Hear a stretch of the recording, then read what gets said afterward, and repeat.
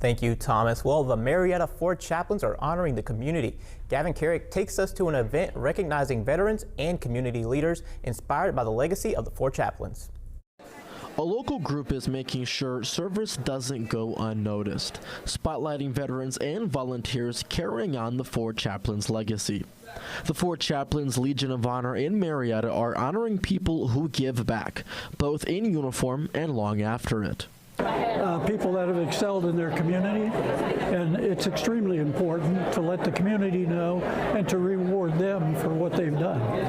Organizers say it's more than an award. It's connecting history to the people still showing up for others every day.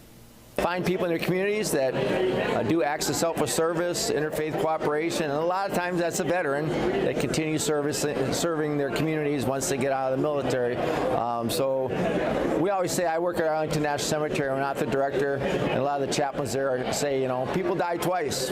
Once when they physically die, but the second when you stop saying their name. So I think it's important you do events like this in which we not only tell the story of the 4 chaplains, but connect that story to people in the community that are carrying on the legacy of their service. And supporters say that the message is simple.